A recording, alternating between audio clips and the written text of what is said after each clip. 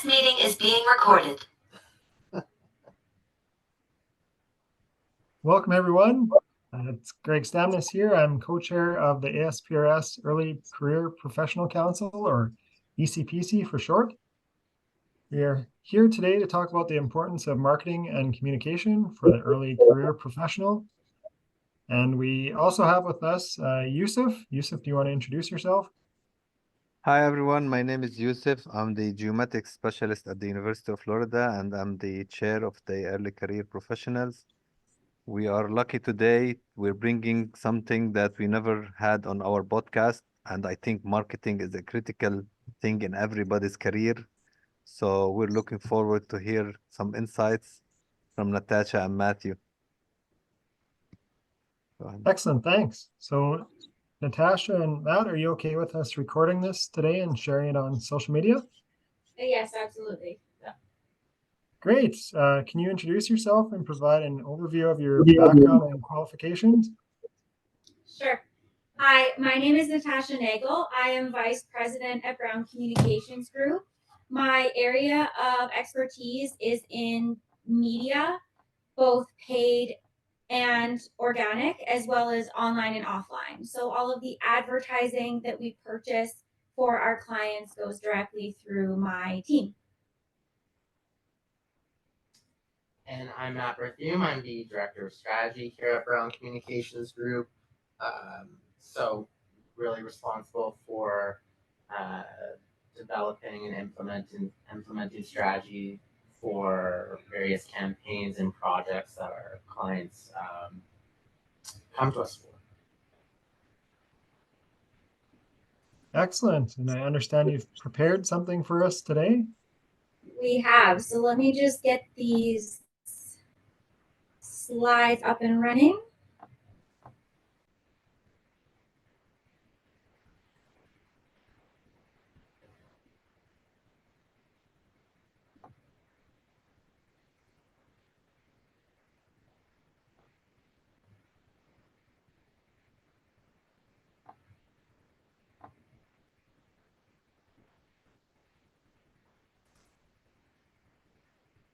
Does everything look good on your end? Yep, looks great. Awesome. So we are here today to talk about marketing and communications. I know it's really important to have a good understanding of how to market yourself, especially starting out with your career. So we're going to take a really high level look at what marketing and communications is. We're going to talk about some really big brands that we're all going to be familiar with, so that you're able to take small pieces and insights from these examples and then apply them to your own self-brand and marketing efforts.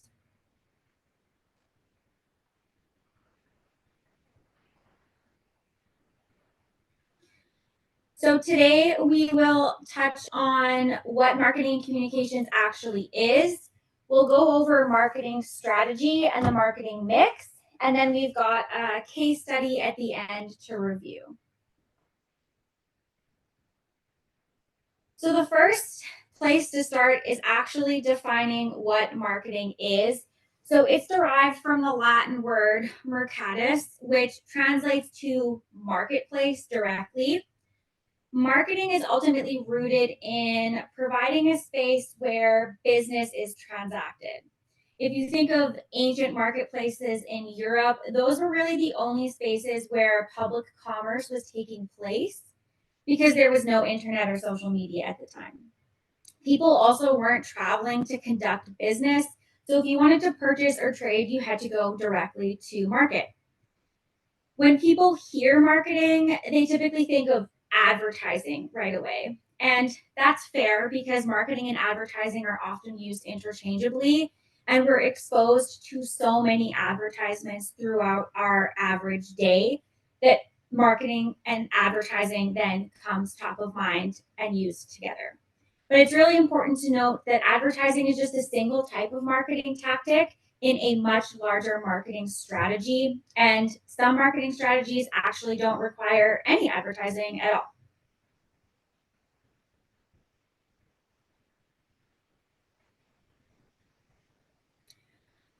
So the definition of marketing comes from the American Marketing Association, which was founded in 1937. So they've been around for a really long time. They are a well-respected professional association with over 45,000 members in 92 countries. So this is an international definition. Interestingly, this definition was approved in 2017, but they do have a panel of 5 scholars who are active in the research community that will review and modify and reapprove this definition regularly because the marketing and communication industry changes at such a dramatic pace with the evolution of technology. But at its core, marketing is ultimately about establishing and maintaining a relationship between a brand and a consumer, or between yourself and potential employers. You'll often hear marketing referred to as an investment. So when we talk about how often are we marketing, how often are we thinking about this, it should be consistent. It really is an investment because much like any other relationship you might have with a friend or a colleague, this requires time and attention. You can't just introduce yourself to someone new at a networking event and expect them to then have it develop into a productive business relationship without investing to actually get it there. Much like a server creates and maintains a relationship with their customers, or similarly to how a doctor builds and maintains trust with their patient. So too should you with potential and future employers, and so too should a brand with their consumers.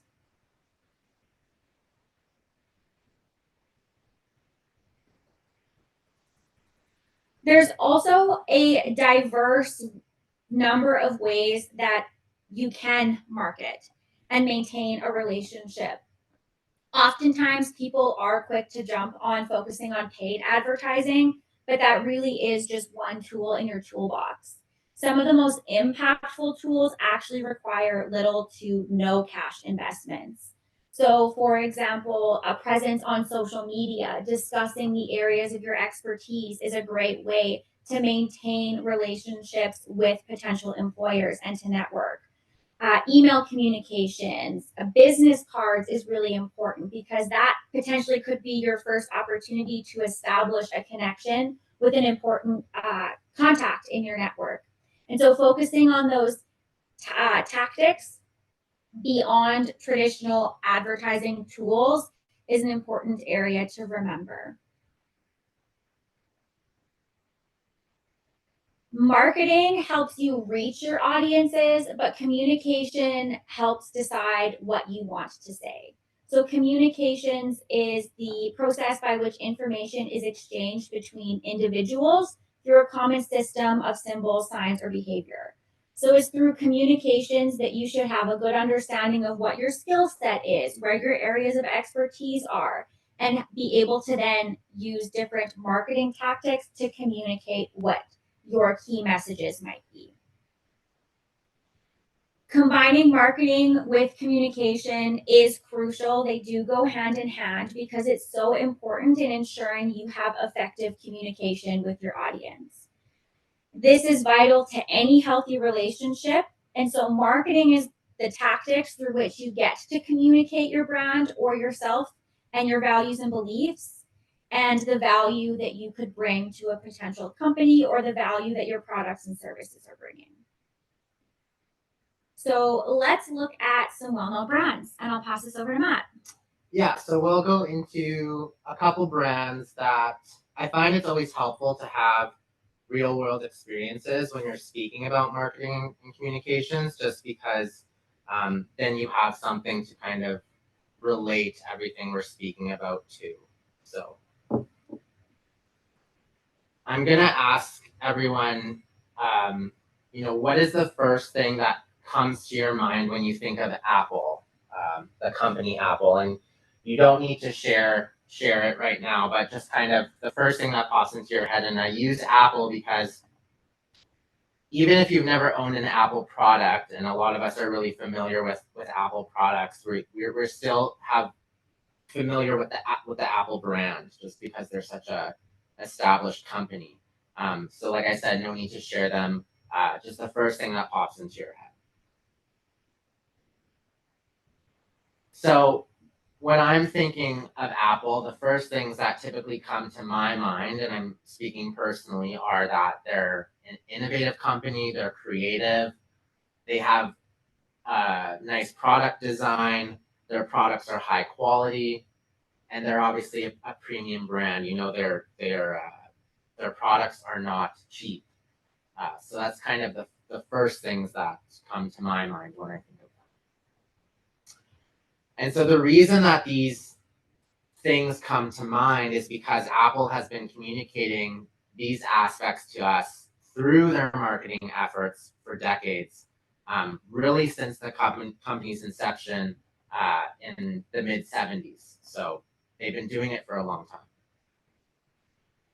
And now if we look at some of Apple's collateral from very early on to recent, you can see through their visuals and their use of words, which is quite minimal, that they're always intent on differentiating themselves. And this is probably something that you can glean when you're kind of marketing yourself to potential employers or to a new position. It's really important to differentiate yourself, sorry. And Apple's very good at this. I mean, the word different is even in their tagline, think different. And that's really always been their edge as a company. They aren't doing what their competition is doing. They're really in their own lane. And not only do their products look different, but their products perform differently. So when we think about them, we think about different, innovative, creative. It's just part of their DNA as a company. And this is an Apple commercial that really kind of exemplifies what I just spoke about. Hello, I'm a Mac. I'm a PC. Ready to get started? Oh, not quite. Got a lot to do. What's your big plan? I might make a little movie or maybe create a website, try my built-in camera. I can do it all right out of the box. So what about you? Well, first I got to download those new drivers, and I got to erase the trial software that came on my hard drive. Sweet. So I've got a lot of manuals to read. You know, it sounds like you have a lot of stuff to do before you do any stuff, so I'm just going to get started because I'm kind of excited. Let me know when you're ready.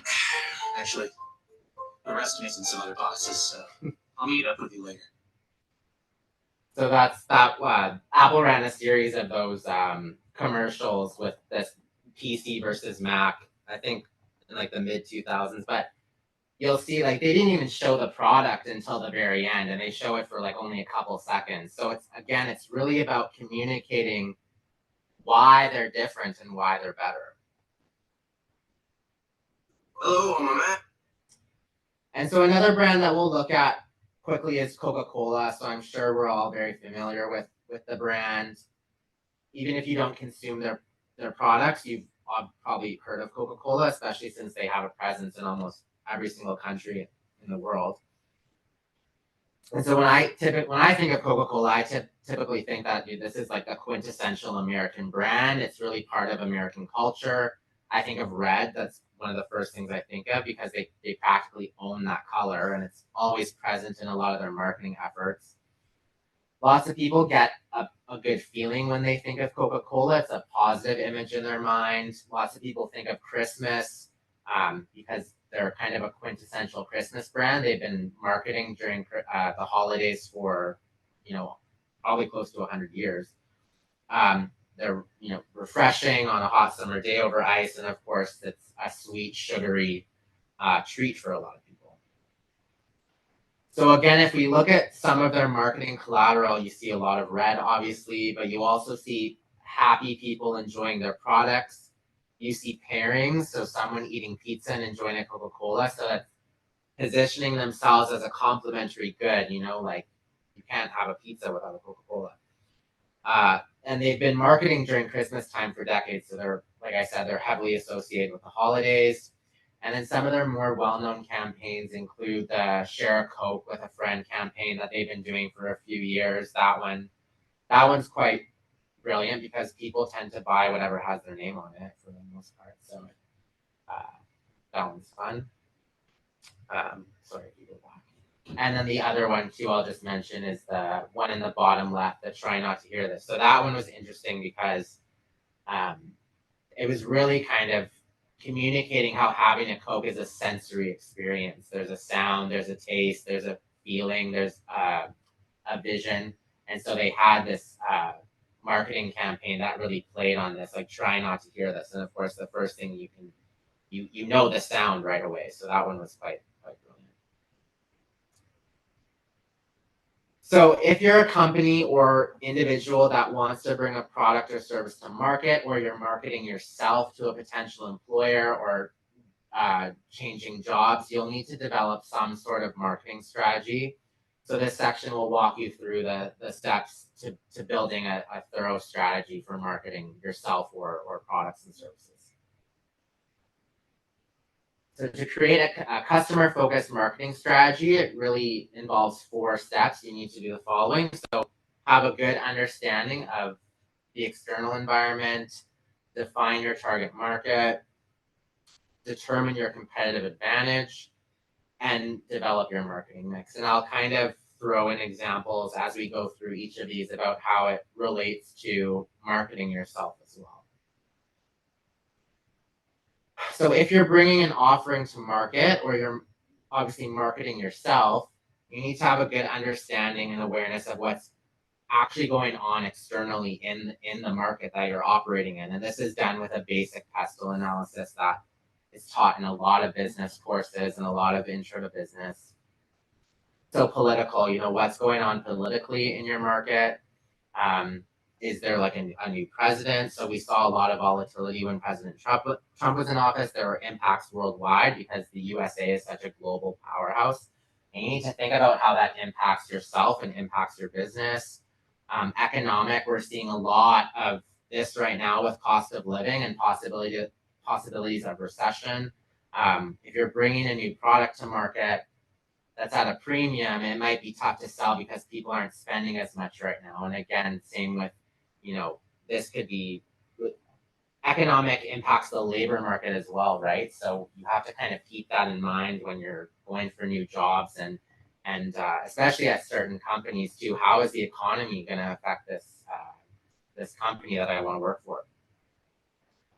So sociological, so what's going on in the social ecosystem. So if we look at X, formerly Twitter, when Elon took over, it made a lot of advertisers and brands extremely nervous because he's a bit of a loose cannon, and that public sentiment towards him and his belief might not be the best for those brands and companies. So having an understanding of what's going on socially is very important. Technological, the most relevant thing for this, I think, is artificial intelligence. So virtually, overnight, AI has been integrated into numerous products and industries. So how does this impact how you're going to market yourself? Are these new skills you're going to have to develop and learn about when you're going to meet with potential employers or you're going to apply for a potential job? And then similarly, how does it impact your offering when you're bringing something to market? Legal, what's going on legally? So this could be just legal restrictions, copyright. A good example of this is just the recent bill that was introduced preventing Canadians from reading social media news from non-Canadian outlets. So how did that impact international news outlets? And then environmental, so climate change, whether you believe in climate change or not, the environment is something you're going to have to consider when you're marketing yourself or marketing products and offerings. Next is your target market. So understanding your audience is critically important to what we do as advertisers here at Brown. And it's no different when you're marketing yourself or when you're trying to bring an offering to market. You need to understand your audience. So these are the group of people or person with shared characteristics that you're going to be marketing to. So who is going to buy or use your service? Who's interviewing you? What's this company like? Who are these people? What do we know about them? And target markets can be segmented in several ways. So there can be demographic target markets, which are by age and gender. There's behavioral, which is what patterns of behavior does our target market exhibit? So are they commuters? Do they go to the gym every day? There's geographical, so where in the world are they located? Psychological, what do they think and how do they think? And then needs-based, which is kind of self-explanatory. So what does the target market need from you? What can you provide on a needs basis? And so by properly kind of segmenting and understanding who you're speaking to and who you're marketing yourself to, you can kind of learn how to market yourself and effectively market your offering. So competitive advantage. So this is really your edge over competitors.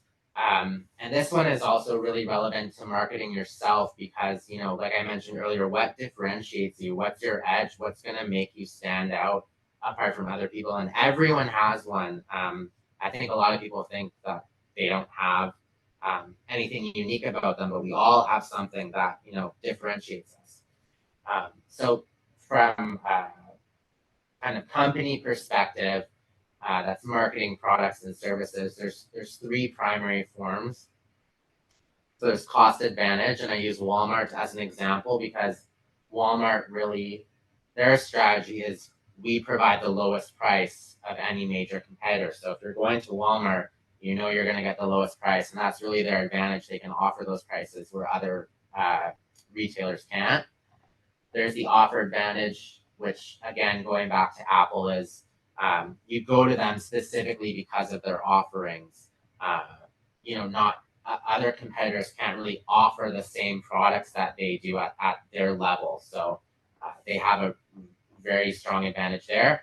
And then there's niche advantage as well. So this one is kind of interesting because unlike a lot of marketing strategies that want scale and to appeal to as many consumers as possible, having a niche competitive advantage can sometimes be more lucrative because you're only the only one that can provide you're the only one that can kind of provide what the consumer is looking for. There's not a lot of competition in the space.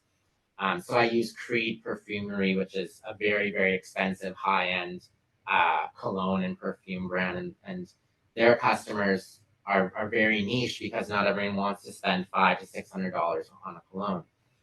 And again, this is something that you can kind of take away when you're marketing yourself is, you know, what's your niche? What's something that only you can kind of provide that's going to make you a desirable candidate.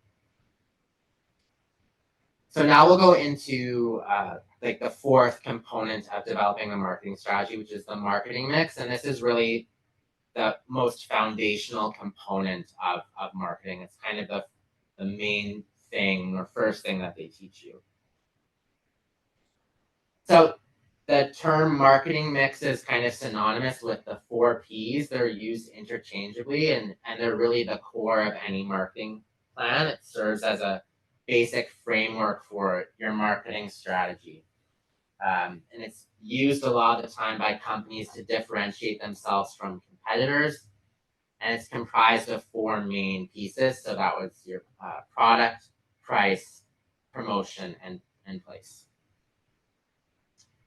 So if we go into products, so this is your offering as a company or individual, what you're bringing to the table.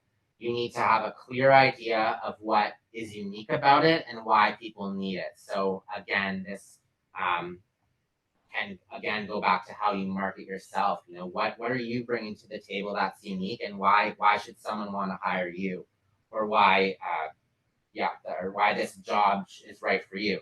And it's again going back to kind of assessing who are your competitors, who is your target market, is your offering relevant to what you're going after, and then there's product characteristics that play into the strategy as well. So things like quality, features, benefits, add-ons, that all is kind of taken into account for your product strategy.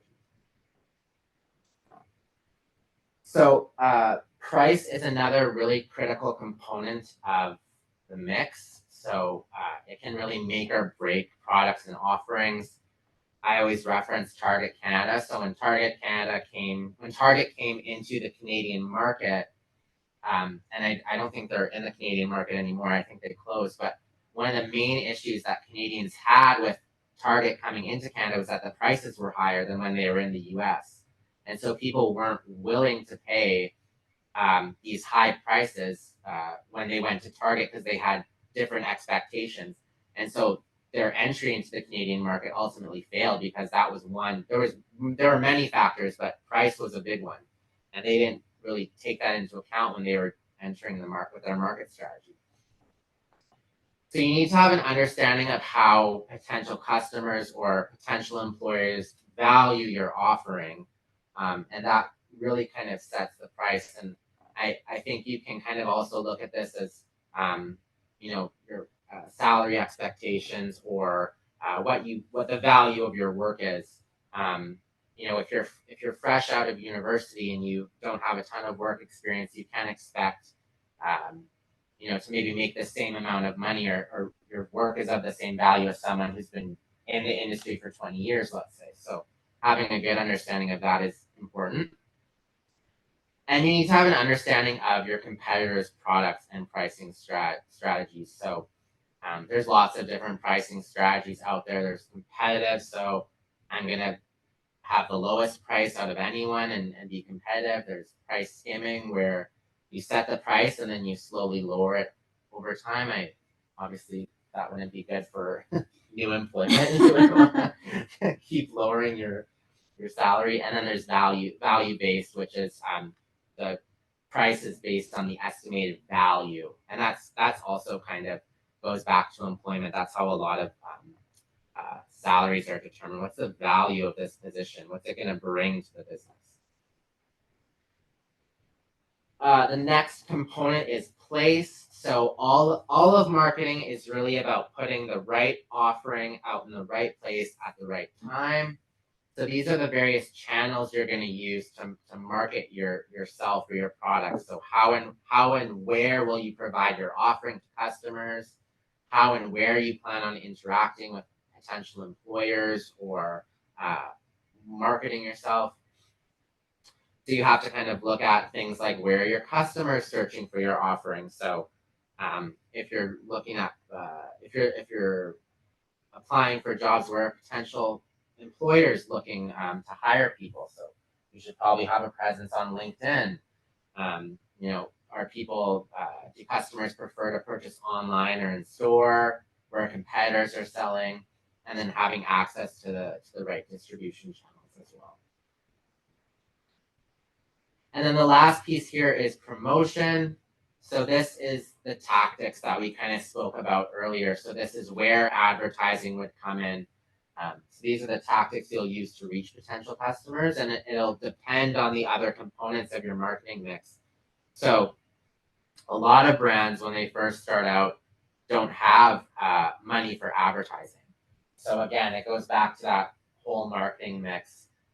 Only when you have kind of the volume at a certain price and you're profitable and you have a marketing budget can you really spend on advertising. But other examples of promotion are like in-person sales, events, social media, buy one, get ones. And if we're thinking about promoting ourselves, that would include, having a presence on social media, like Tasha mentioned, going to networking events, doing some kind of thought leadership maybe on social media with your expertise and what you know. So there's lots of ways we can promote ourselves that doesn't involve advertising. Unless you're a realtor. Realtors have to word of mouth and advertising. And last thing I'll touch on here. So recently marketers have come up with 3 new P's to better analyze kind of marketing strategy. So they're called the 7 P's of marketing, but the main 4 are still kind of the core of developing your marketing strategy. So the new ones are people, positioning, and packaging. So people, those are the people who actually participate in the sales process or the servicing process.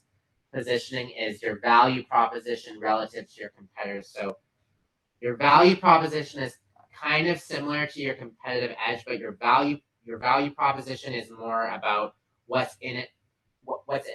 It's about the consumer. Like it's about the employer. Your competitive edge is about yourself and about the company. This is what we're really good at. Your value proposition is this is what I'm delivering. This is why we're valuable to you. And then packaging. So I think especially in recent years, packaging has been identified as a really important kind of decision maker when people are going to purchase things. A lot of people will purchase things just because the packaging is really nice. And again, this is something that you can all take away when you're presenting yourselves to potential employers. How do you look? What's your packaging, your personal packaging? Do you look like a slob or do you look good? So that's also something important to consider. People look for stuff like that, especially when you're applying for jobs. So. Okay. So putting this all together, we're going to talk about a brand that I'm assuming most of us are very familiar with, especially if you're on TikTok, and that is Stanley. So Stanley is a 109-year-old brand, and they used to specialize, and still do to an extent, in camping gear and outdoor accessories. But it has become the tumbler brand of choice for a lot of millennial and Gen Z women. So their iconic quencher mug that we're all probably pretty familiar with seeing online now actually launched in 2016, but it bombed. Within 3 years, they had to completely pull it off their website and from their product offerings entirely. But what happened when they did that was there was a very small group of very vocal people who were disappointed that they couldn't get the product anymore. They were very vocal on social media. And social media is a really powerful tool, both for brands and consumers. And the Stanley execs took notice. Their current success that they're seeing is largely attributable to that very small audience who voiced their disappointment with the product's discontinuation. And the brand actually agreed to let them purchase the mugs for retail. And the first purchase was a total of 5,000 units that these 3 influencers were responsible for selling through their own channels. And they sold out in 5 days. So with that major success, Stanley did bring the tumbler back. And now this product alone has doubled their total annual revenue. And when you think of Stanley, it's probably unlikely that camping comes to mind now, at least for myself specifically, who is right within our target market. Instead, it's these tumbler mugs that are the size of your head in beautiful muted pastel colors. So let's talk about how they actually successfully transitioned from a product that wasn't capturing attention to being a social media phenomenon. Stanley and their influencers really focused on the benefits of the product and not on the product themselves. So this is a takeaway that we can learn when marketing ourselves. Matt had touched on it. Focus on what your benefit is, both from your competitive edge perspective, as well as the value that you're going to potentially bring to a new company or a new position. With Stanley, it wasn't about the fact that this is the best product ever. It was these small benefits that were really important to their target audience. The fact that it's a giant cup holder, or the fact that it's a giant tumbler that fits in your cup holder, which is great. It comes in beautiful colors that are really appeasing to millennial and Gen Z women, and it's easy to hold. So all of these were important differentiating factors that helped them provide a competitive edge over their competition. Stanley also relied heavily on the influencers to communicate about their product instead of communicating about the product themselves. In regards to their pricing strategy, even though $40 is a pretty penny for a tumbler, they are relatively priced relative compared to their direct competitors like Yeti and Swell, which also had their own 15 minutes of fame. But you aren't just buying the tumbler when you purchase a Stanley. You're buying into this community and lifestyle that is featured so prominently on social media. And $40 to be part of something big is pretty cheap in the grand scheme of things. They also relied heavily on a collection release model with limited stock and distribution channels, which means that the mugs were hard to get. The releases create a deep sense of urgency among their target audience. So if you're one of the lucky ones who get the product, you feel really proud. But if you're one of the ones that missed out, you might have FOMO or the fear of missing out. And that starts to creep in really quickly. So a large part of their success is that people want what they can't have. And with these limited stock and distribution channels, it makes it just a little bit challenging to acquire one of these mugs and therefore makes them extremely appealing. And finally, Stanley learned really quickly about the value of understanding their target market. The first launch back prior to when the product failed was largely targeted to their existing customers, which was predominantly men. But customer feedback revealed that it was women who were actually purchasing this product. So with this information, they pivoted really quickly. They redesigned their website, they revamped their advertising strategy, and they updated the product to appeal to the audience that was actually purchasing and using the tumblers instead of the group that they thought might want the tumblers. And they have been heavily reliant on influencer marketing from their online community, which is a really low-cost tactic to get wide exposure. And most recently, they've been in headlines for the following TikTok.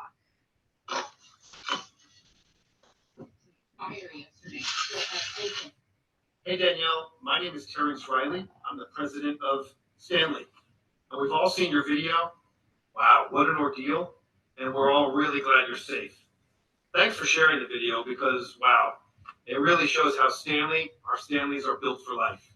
Because what it went through with you, I couldn't think of a better example of our product's quality. But anyway, we're glad you're safe. I've seen a lot of comments that we should send you some Stanleys. Well, we're going to send you some Stanleys. But there's one more thing. We've never done this before, and we'll probably never do it again, but we'd love to replace your vehicle. Yeah. All of us at Stanley, we'd really like to replace your vehicle. So check your DMs for details. Thanks. Be safe. Cheers. So what Stanley did was that they've made themselves part of the hot conversation on social media, which is something that you can do when marketing your own personal brand, is to actually get engaged with the conversations that are happening on social. Hashtag Stanley Tumbler has more than 808 million views. And just for comparison, in 2022, the hashtag Stanley Tumblers had 10 million views. So by engaging with their customers online and engaging in these kinds of social media marketing tactics, they've dramatically increased their visibility. The TikTok community itself has helped boost this brand to levels that were probably unimaginable prior, and Stanley did capitalize on this. So they are watching trends and they're engaging where it's appropriate. The value of this video on TikTok alone, just the 30 seconds it took for the CEO to post that, resulted in over or almost $1 million of added value that doesn't include the hundreds of other media articles that were written about this social media move. So for the small investment of purchasing a new car for this woman, Stanley has tripled, if not even more, exceeded the value of the exposure they received from this piece of content. So some key takeaways when thinking about promoting yourself that we can take from this case study is to truly understand who your target audience is. Are you looking for an internal promotion? Are you looking to move companies? What does the role require? Understanding your strengths and focusing on the benefits that you're going to bring, both from the competitive edge as well as from the value that you'll bring to the position or to the company, and staying up to date on trends, whether that's on LinkedIn or TikTok. And if you're comfortable and able to actually get involved in the conversation. There's also the opportunities to do the same things at networking events in person as well, and make those connections and establishments, build that relationship, and then continue investing in it for as long as you need.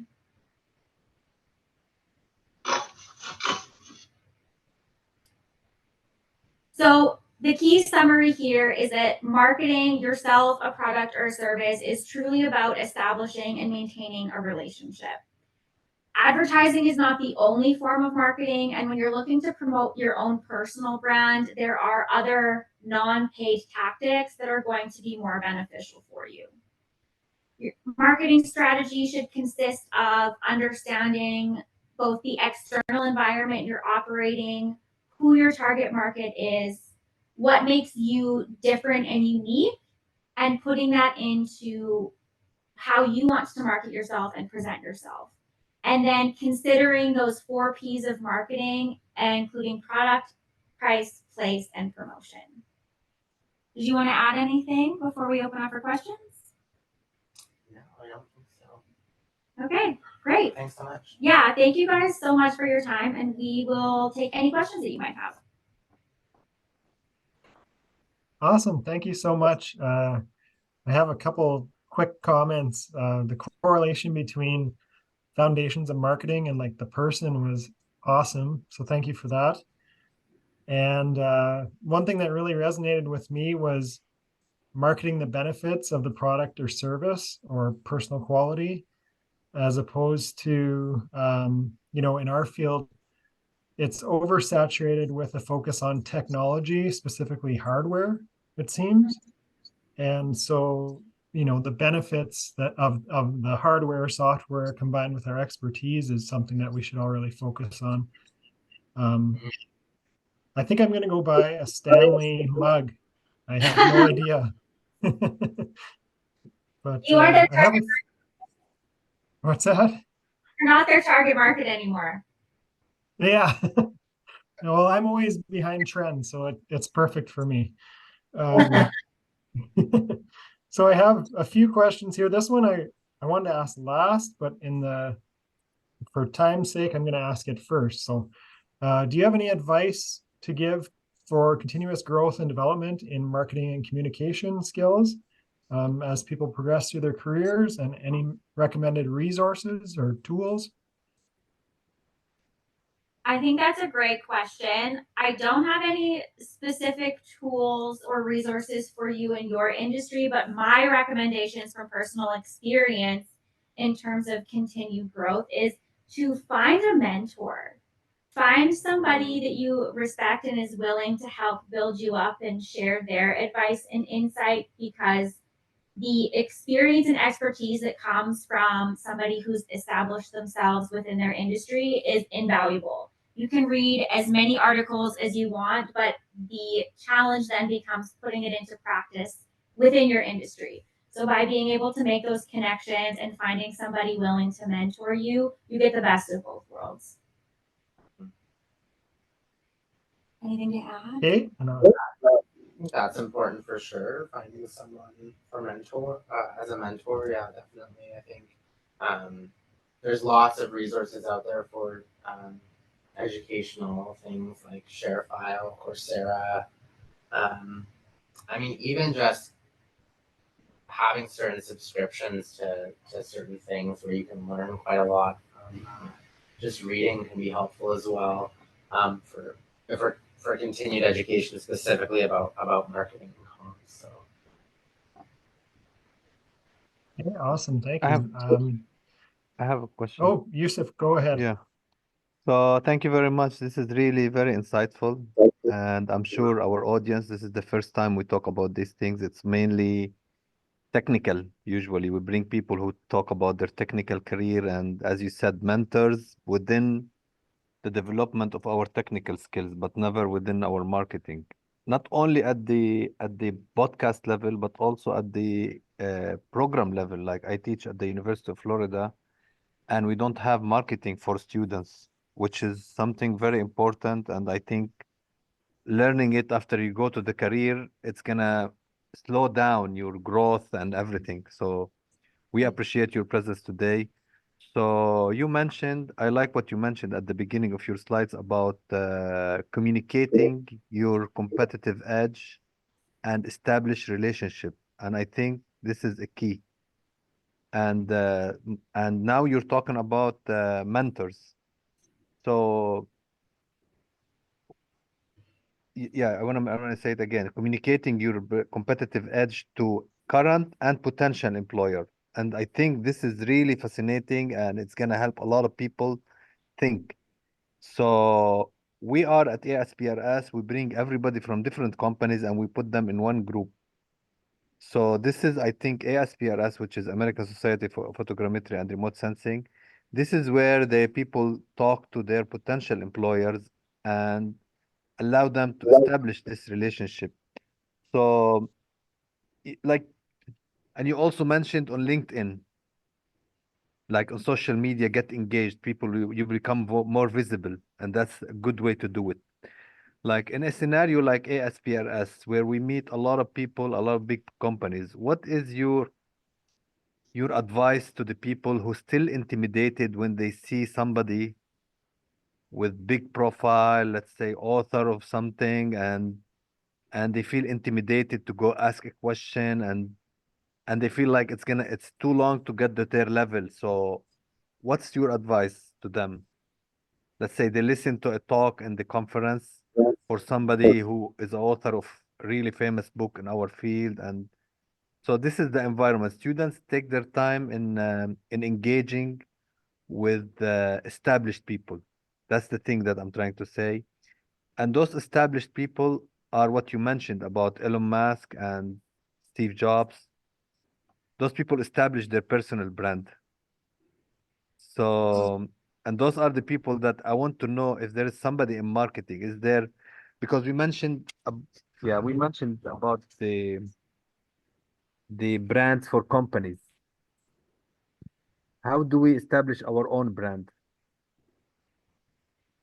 I So think two I'll questions. The first question about the relationship. The second question is about how do we establish our own brand? Like you mentioned about a company. When you see Apple, it means like good product. It means like innovation. It means, but we also, there are people who are able to establish their own brand. How can we do that at the personal level? Sure. So I'll take the first question and then maybe Okay. I'll pass the second question over to you. So I think approaching people who are established in your industry as a student or a person relatively new to your career is always going to be intimidating. And some ways to help make those connections a bit easier are to come prepared with questions so you know what you want to ask them and you have something to rely on right away. I also think, like you mentioned, that's a great opportunity for you to start a relationship with that person, whether it's a 2-second conversation that you really enjoyed their lecture or their book that they wrote. Thank you. You have 2 seconds with that person. And so if you have a 30-second elevator pitch that is about who you are and why you care about their work, you've not only expressed to them that you're really impressed and appreciative of what they've provided and value to you, but you've been able to communicate why it's important to you and also potentially highlight your competitive edge and the value that you might bring. I would also recommend that if possible, that you say thank you for the meeting and let them know that you love to follow up and connect on LinkedIn, just so then that relationship is established already. Networking is really hard, but the more you do it, the easier it gets and the bigger your network gets. And not only does that make finding a mentor a lot easier, it makes building those relationships easier as well, because the mentor will connect you further. Thank you. Yeah. Yeah, I like that. I mean, they're just people, and I think we have to remember that sometimes. Like, it does get easier for sure. I always like make sure to kind of observe and see if they are alone for a moment, then that's a good time for me to go, because if they're very popular, oftentimes they have so many people waiting to speak with them. And yeah, just like starting with like some kind of compliment that about their work or about the topic, like, oh, I'm loved your book or something. It's fine, is a good way to break the ice. In terms of like personal brand, it's really similar to kind of what we talked a little bit about. You know, when you think of your personal brand, you have to kind of ask yourself, you know, what do I want people to think of when they think of me? What's the first thing that I want them the first thing to come to their minds when they're thinking about me? And I think that's how you can kind of start establishing your personal brand. And you can even ask people, you know, like, you know, what would you say my strengths are? What would you say my weaknesses are? What would you say that I'm good at? You should, you know, hopefully you have people around you that will be honest with you and tell you those things. And if there's some things that you're finding you're disagreeing with, or you want to change, then you kind of have to examine the root cause of why people might think that about you, or why that might be. And once you understand why, you can kind of make change. Or if you're happy with what people are saying, and then, you know, how can I really kind of exploit that more, and maybe that is my competitive edge as an employee, or a potential employee. So I think that's kind of how you can start really defining your personal brand. Like when I think of Tasha, I think of, you know, educated, analytical, smart, obviously, because that's really what she excels in our office, and that's kind of what you've established yourself as at Brown. So it's kind of asking yourself those questions and how you can get there and lay out the path. And once it's been established, then it's a matter of consistency in your messaging. So whether it's communicating those areas of expertise in conversation, on your LinkedIn profile, in a cover letter, on your resume, consistency is key, like we saw with the Apple example, so that when people do think of you, they're thinking of those key strengths and skills. One last question, if Greg allows. So, do you think people who does the marketing really well and build their own brand, those are the people who never submit CVs after they reach that stage? They got hired based, you know? Because there's a lot of people, like when they reach a certain stage, they will get messages on LinkedIn only saying, "Are you available to discuss an opportunity?" Or I definitely think there's benefit to you and your career if you've established a really strong personal brand. I think that establishing your personal brand and a really strong network is a great way to do that and make the job search easier for you, because people know who you are, they're confident in your abilities, and they trust you. Yeah, I think I for sure. I know quite a lot of people that probably, through their personal networks, you know, maybe they don't have to go a traditional job application route. I would say though, is that some people are very good at selling themselves when they don't, and then you hire them or whatever, and they don't have what they've sold themselves as. So you kind of have to proof points. You need, and that is where I think it depends on the employer, because some people are very, oh, he's my buddy, I'll hire him, and some people are very like, well, what are your credentials? Like, I want to see your CV. I want references, right? So I would say for sure that networks and personal brands are result in a lot of opportunities and a lot of open doors. But I will also say that, you know, from my perspective, there should be a certain level of scrutiny for sure, because there are some people who are just really good at marketing themselves, and that's what they're good at. They might not be good at everything else that you're looking for. A strong personal brand is backed by strong proof points. Yeah, exactly. thank you very much. So that ties into being authentic, I guess. Finding a balance between authenticity and professionalism. Absolutely. I have 500 questions here, so we'll have to extend this into about a podcast series.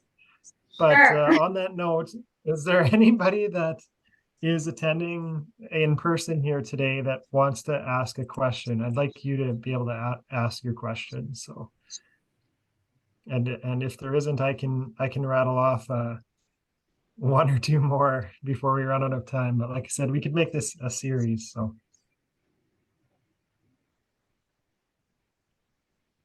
And I don't hear anything. If anybody's talking with their mic off, we don't hear you. But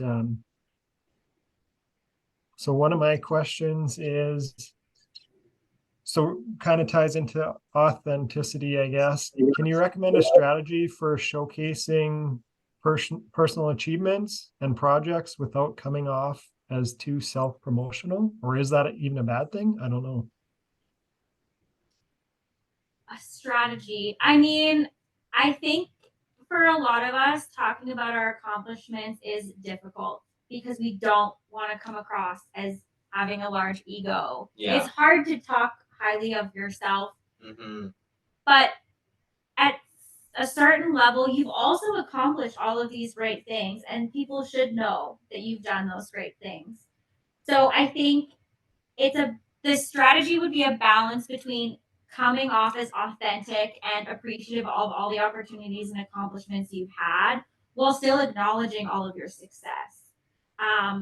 If you have references too, that sometimes is easier when other people talk about the great things that you've accomplished. So ensuring that you have really strong references. I know that you can provide recommendations on LinkedIn as well. So asking for those if you need them or want them would be another opportunity too. Yeah, I would say just don't make it your whole thing. I would say just don't make it your whole personality, because then it does come across as a little grating. I would say that's your support for what you're selling yourself on and everything else. And I don't think that you should be ashamed of your accomplishments at all, because if you're applying for a job and an employer thinks that you're like too accomplished or something, I'm 9 out of 10 times gonna guarantee it's because they're threatened by you, or they're slightly insecure maybe. Because if you are impressive, people get threatened by that. So what you're not gonna want to work for someone like that. You're gonna want to work for someone that is like, wow, this person has accomplished so much. I want them to be on my team. I want them to work at my company. So, but I wouldn't make it your whole personality. That's all. I wouldn't be like, don't enter the room and that's the first thing. That's your support for well, this is why you should hire me. You know? And yeah, you also mentioned about when you talked about the target market. Let me check 1 second. When you talked about the competitive edge, the niche advantage, and this is something I want to mention. People come to ASPRS to get their certification, and that's what differentiates them. And when I tie it to the niche advantage and the market needs, the needs that you mentioned also in your presentation. So if you look at the needs and you see everybody is looking for a certified photogrammetrist, this is something, if you are able to get that certification, these are the things that you want to communicate to your potential employers and stuff like that. And the way I would do it, if I pass let's say one of those certificates and I become certified, I would thank UF for supporting me to go through the process. I will not say I got the certificate. I will thank the people who supported me in order to get that certificate, which is indirectly saying that I got the certificate.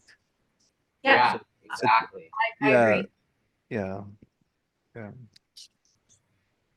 Cool.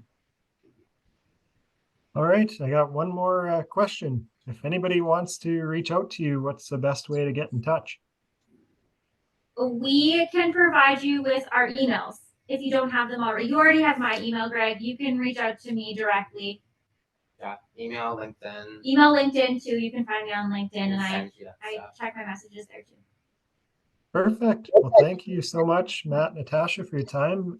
We learned a ton, and I'll look at ways of extending this into a mini series. We'll do that offline though. So thanks so much for your time. Thank you so much for having us. This was really great. Lots of fun. Thank you. Have a good rest of your day.